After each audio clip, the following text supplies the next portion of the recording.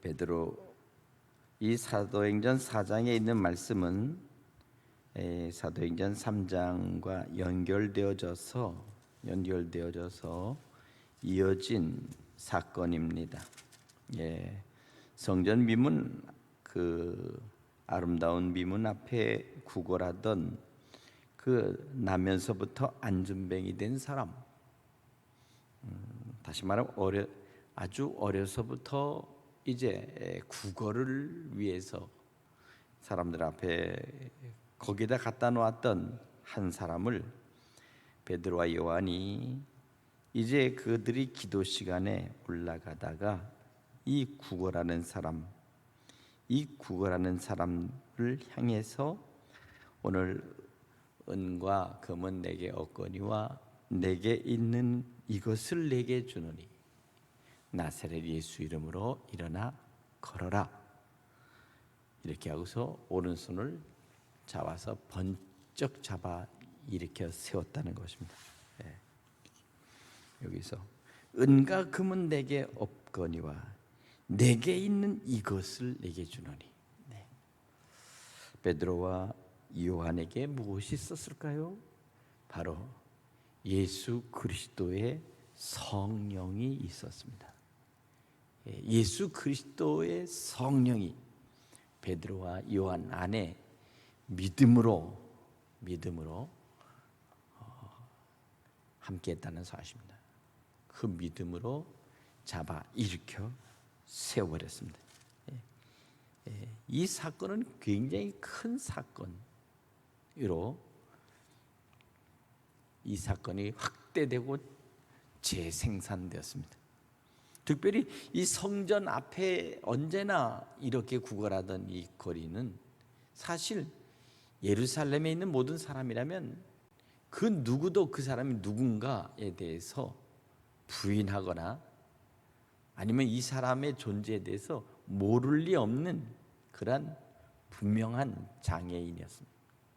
안전뱅이, 걸을 수 없는 사람, 언제나 모든 사람들에게 그저 손을 내밀고 구걸하고 도와달라고, 이와 같이 평생을 거렁뱅이로 평생을 빌어먹는 인생이 바로 이 인생인데, 비로소 예수의 이름으로 잡아 일으켜 세우는 성령의 권능으로 그가 일어나 버렸다는 것입니다.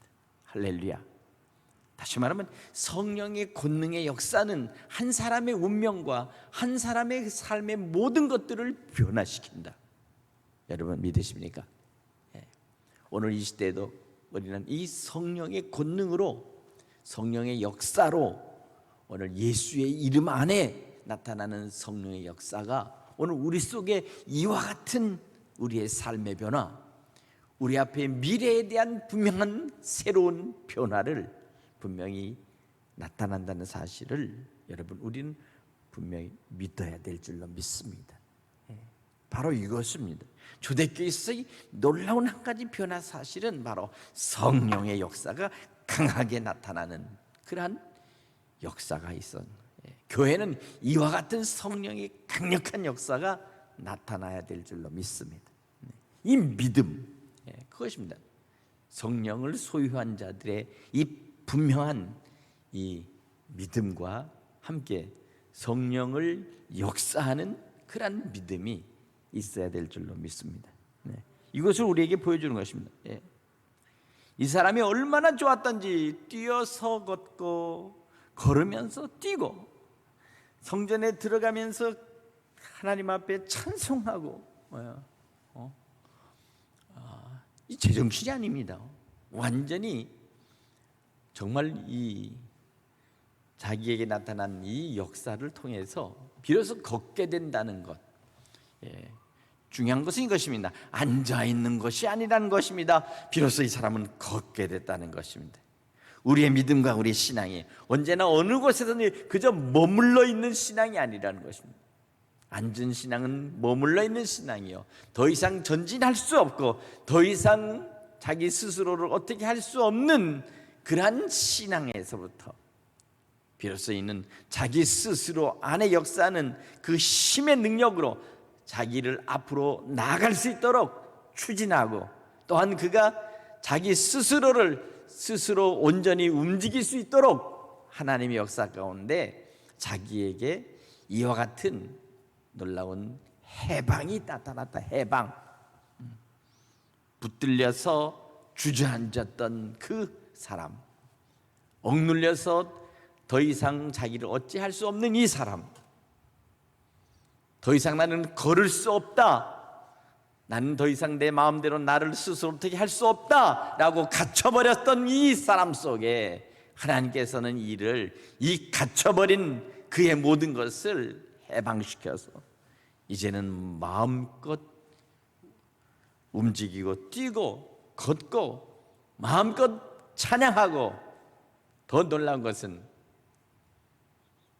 하나님의 앞으로 나아갈 수 없던 이 신앙, 하나님 앞으로 나아가 예배할 수 없었던 이 답답함과 평생에 자기 안에 눌려 있었던 억울함, 이 모든 것들이 이제는 자유롭게 하나님의 성전으로 걸어 들어갈 수 있었다는 것입니다. 이게 신앙입니다. 오늘 우리는 이와 같은 참된 신앙으로 우리의 믿음과 신앙이 회복돼야 될 줄로 믿습니다. 평생의 안진뱅이로, 장애인으로 이와 같이 살았던 이 사람은 다시 말하면 율법으로 말하면 저주받은 자요, 하나님 앞에서는 불결한 자요, 그리고 이와 같은 사람들을 온전치 못한 자들은 하나님의 성전 안으로 들어올 수 없다고 하는 율법의 분명한 제재 앞에서 자기 스스로를 어떻게 할 수 없는 이와 같은 삶으로 스스로를 갖다가 언제나 하나님 앞에서 부끄러웠던 사람, 하나님 앞에서 부끄러웠던 사람, 틀림없이 부모가 만약 그렇게 낳았다면 도대체 부모에게 무슨 죄가 있고 나에게는 무슨 죄가 있길래 내가 이와 같은 불행하는 이 고통과 굴레를 쓰고 내가 태어났는가 라고 하는 운명론적인 이 고통 속에서 이제는 더 이상은 나는 운명론적인 그런 삶이 아니라 이제는 하나님의 그 은총과 하나님의 자비 안에서 비로소 살아가는 자유함을 얻었다는 사실. 가장 중요한 것은 이겁니다. 자유함입니다. 그렇죠? 여러분에게, 우리 모두에게 참된 자유를 얻을 수 있는 그 은총이 성령 안에 있다는 사실을 여러분 믿으십니까? 은과 금은 없거니와 은과 금은 내게 없거니와 내게 있는 것, 바로 이 성령의 능력 안에 나타나는 예수 그리스도의 이름. 예수 이름 뭡니까? 자기 백성을, 그들을 자기의 모든 죄에서 구원할 자입니다. 구원자, 메시아. 저들의 저주에서부터 구원하고 저들의 모든 억압된 그 고통에서부터 저들을 구원하고 해방하는 해방자 예수. 해방자 예수. 오늘 이제 저녁 한 10시쯤 되면 우는 자와 웃는 자가 나타날 것입니다. 그렇죠? 우는 자와 웃는 자. 누가 웃는 자입니까? 백성이, 국민이 표를 많이 찍어준 자가 웃는 자입니다. 우는 자는 누굽니까? 국민이 덜 찍어준 자입니다. 한 표도 없는 게 아니에요. 찍긴 찍어요. 근데 누가 더 많이 찍히느냐, 이겁니다. 거기에 따라서 이제 웃는 자와 이제 우는 자가 갈릴 것입니다. 중요한 것은 누구를 더 신뢰하느냐에 문제가 있는 것 같아요. 누구를 더 신뢰하는 자. 때로는 한 번도 만나보지도 못하고 그리고 얘기해 본 적도 없는데 우리 뭐 끊임없이 찍으라고 그래요. 날 찍어달라고 그래요. 근데 사실 여러분을 찍는 자들을 만나보셨습니까? 예? 어쩌다가 길 사거리에서 막 인사하고 막 손 흔들고 그래서 자세히 쳐다보는데 저 사람이 저 사람인가? 예, 저 사람이 그 사람인가? 그 사람이 저 사람인가? 예. 마스크라도 좀 벗고 막 손 흔들면 저 사람이 그 사람이구나. 하지만 요새는 그런 것도 없어요. 좌우지간 그냥 막 떼거리로 막 손을 흔들고 찍어달라고. 예, 색깔도 빨간색, 파란색, 노란색 옷을 입고 있는 사람이 있었나요? 예? 노란색 못 봤어요. 예. 어쨌든 각 후보말 각자 옷을 색깔을 빨주, 노파, 노초, 파남보 뭐 이렇게 해갖고 그러나 한 가지 분명한 사실은요, 그들 나름대로도 다 좋은 일을 해보겠다는 겁니다. 모든 사람들에게 유익을 주고 모든 사람들에게 이익이 될 만한 일을 해보겠다고 저렇게 나와서 애를 쓰는 것을 보면 참 어떻게 보면 이 민주주의가 참 좋은 것 같아요. 국가가 찍으라고 명령하는 사람을 이유 없이 찍어버려야 되는 그런 공산주의, 사회주의하고는 다르잖아요. 우리가 찍고 싶은 사람 찍으니까 좋은 거죠. 그러나 한 가지 중요한 것은 이 세상에서 우리는 사람들을 선택하지만 우리는 하나님께서 우리를 선택해 주신 사람이라는 것을 여러분 믿으시기 바랍니다. 하나님이 저와 여러분을 선택하셨다. 성령으로 인쳐주시고 성령으로 찍어주시고 하나님의 사람으로 우리를 부르셨다는 사실을 여러분 믿으시면 아멘 하시기 바랍니다. 오늘 여기 중요한 것은 무엇입니까? 이와 같은 이 사람이 막 돌아다니니까 이와 같은 일들을 통해서 예루살렘이 뒤집어져 버렸다. 그러니 이것을 수습하려고 이제 나타난 사람들이 있는데 바로 그 사람이 누구냐? 여기 제사장들과 성전 맡은 자와 사두개인들입니다. 도대체 이와 같은 사람을, 이 안전뱅이를 이와 같이 살려낸 사람들, 이 사람들은 누구냐라고 그들이 확인했을 때 놀랍게도 이들은 바로 예수 그리스도를 따르는 자, 예수 그리스도를 믿고 온전히 주님을 온전히 따르는 바로 그 사람들이었다는 사실을 알고 오늘 유대인들은 이들을 어떻게 하면 이제 하지 못하도록 할 수 있을까? 이것을 지금 이제 그들은 이제 도모했다는 것입니다. 근데 놀라운 사실은요, 이미 이게 한두 사람이 듣고 따르는 것이 아니라 오늘 성경 보면 말씀을 듣고 믿는 자가 많으니 남자의 수가 약 5천이나 되더라. 5천. 생각해 보세요. 여기서 성경은 왜 꼭 남자의 수라는 얘기를 쓰는지 모르겠어요. 오늘로 말하면 이거 차별하는 거 아닙니까? 그죠? 차별. 남자의 수, 남자, 여자라는 말을 쓰면 이건 젠더로 말하면 차별하는 겁니다. 너는 남자, 너는 여자 이렇게 성을 구별하거나 드러나면 앞으로요 이거 차별이 되는 거예요. 그래서 앞으로 점점 중성의 이름을 써요. 아마 틀리면 앞으로 그냥 인간 1, 인간 2, 인간 3 뭐 이렇게 이렇게 될지 몰라요. 이렇게 왜 남자와 여자를 구별하느냐? 참 너무 어려운 시대가 됐어요. 누가 이것을 점점점 이 성차별이라는 것을 더 부각을 시키고 그리고 이것을 통해서 무엇을 얻고자 하는지에 대하여 바로 그와 같은 일들을 도모하는 사람들이 무슨 이익을 위해서 이렇게 하는지 모르겠어요. 어쨌든 오늘의 이 시대는 참 그런 걸 보면 정말 세상이 너무나 정말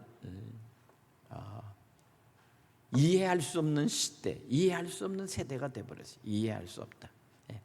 특별히 제 나이 정도 되면 정말 이해할 수 없어요. 그래 전 사람들이 저를 보면서 이 나이 먹은 사람들을 소위 부르는 그런 용어와 은어가 있죠. 그렇죠? 꼰대. 참 이 꼰대라는 얘기입니다. 참 듣기 싫은데 또 그 애들은 그런 용어를 써요. 우리도 어렸을 때 그런 용어를 좀 쓰긴 썼어요.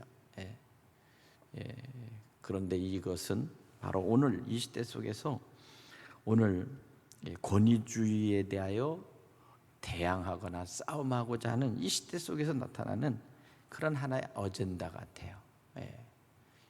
이슈를 부각시켜서 그것을 통해서 자기들이 얻고자 하는 이익을 도모하는 사람들의 하나의 사상적 싸움이 아닐까, 그런 생각이 듭니다.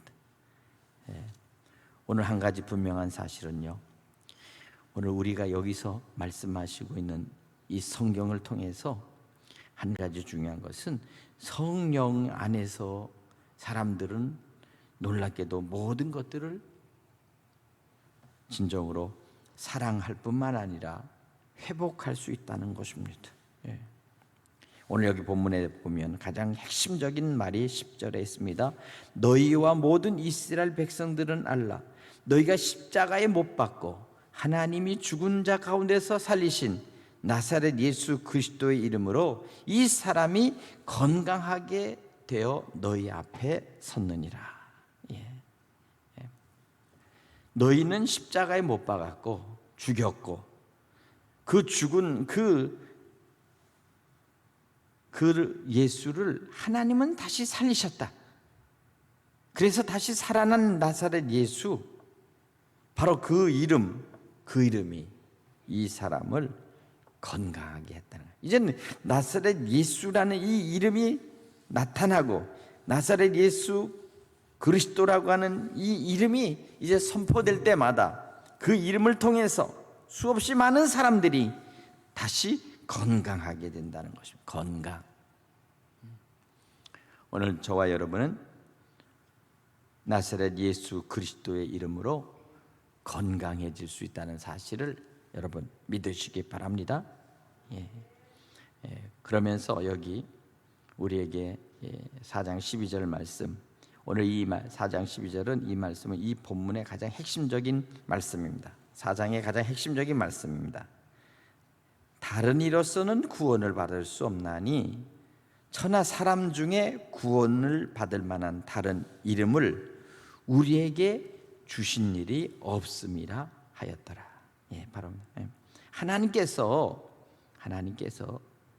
다른 이름, 우리를 구원시킬 만한 다른 이름을 한 번도 준 적이 없다.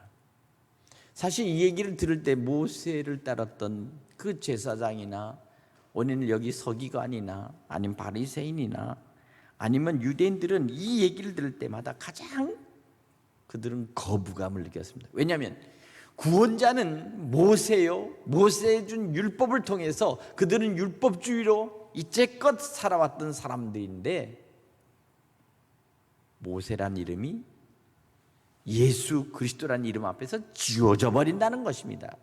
무시된다는 거예요. 더 이상 모세는 아예 이름조차 이제는 들먹거리지 마라 라고 선포한 것과 마찬가지입니다. 너희들이 말하는 구원자 모세, 율법을 준 율법의 수혜자로서의 모세, 하나님의 선지자로서의 모세는 이제 그는 구원자가 아니다. 다른 이로서는 구원을 받을 수 없나니 천하 사람 중에 구원을 받을 만한 다른 이름을 우리에게 주신 일이 없다. 모세를 따르던 유대인들에게는 전쟁을 선포하는 것과 같았어요. 그렇죠. 우리가 믿는 우리의 구원자는 모세다. 그래? 웃기는 소리.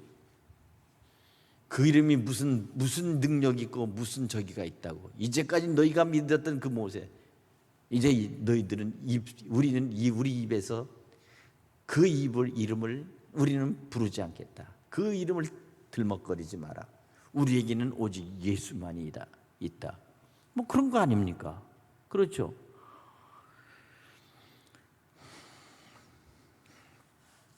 오늘 이 사도행전 4장에 있어서의 그 안에는요, 강력한 사실은 긴장감이 흐르는 거예요. 이 속에는 서로가 서로의 정치 노선이 다르면 죽기 살기로 서로 싸우는 것처럼 오늘 여기 사도행전 4장에서 나타나는 이 안에는 바로 모세의 율법을 따르는 율법주의자들과 예수 그리스도를 따르는 성령의 사람인 이 예수의 증인들, 바로 이들과 서로의 안에서 서로가 합치될 수 없는, 더 이상 서로가 하나 될 수 없는 분명한 선이 바로 사도행전 4장에서 그어졌다는 것입니다. 그어졌다. 그래서 저들은 예수 안에 죽은 자의 부활이 있다. 예수 안에 죽은 자의 부활이 있다. 예수 안에 죽으면 부활이 있다 라고 가르치고 전하는 것을 싫어했다. 그리고 그들을 잡아 감옥에 가두었고, 그리고 그들을 믿지 못하도록 그렇게 억압하는 그런 사람. 그러나 믿는 사람들이 벌써 남자만 5천 명이 되었다.